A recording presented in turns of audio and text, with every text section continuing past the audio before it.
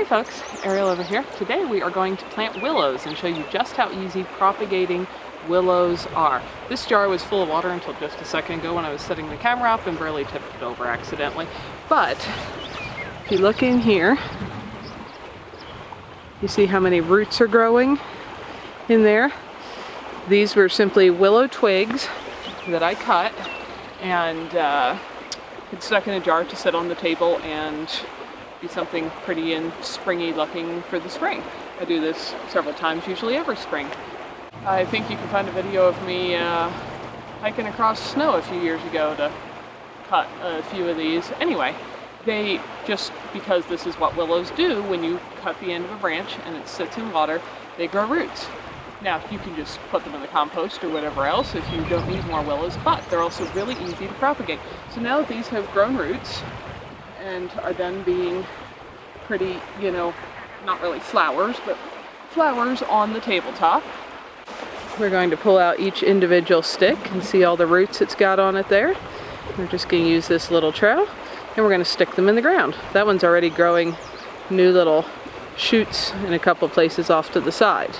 So I'm just going to go along with beside the creek out here. Willows like lots of water, and pick spots close to the fence line. If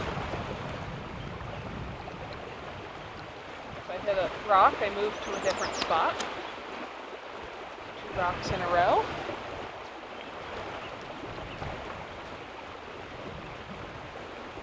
And I'm just kind of working this down in until I can get a hole. And I'm sticking my stick down in there and giving the dirt a little stomp back around it. Now, not all of these will survive, but some will, and will help fill in the growth here along the creek and give us more of a windbreak, a little more woods, more shelter for birds, more privacy, all that stuff. Again, I've got another stick here with roots growing out on the side.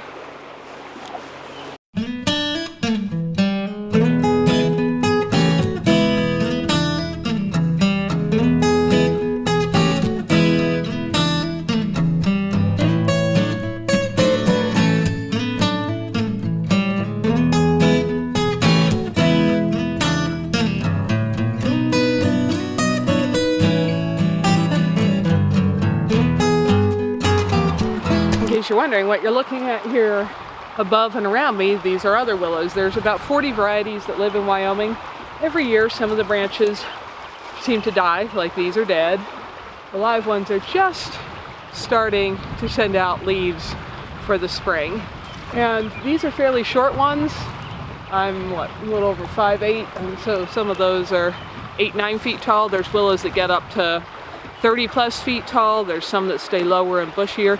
There's quite a few varieties that grow in this area, and they make an excellent hedge, bird shelter, screen, and they like moist areas, which is why we're right along the creek. We're barely splashing there in the background. And so we're just propagating some more. They do it themselves over time, but we want more now.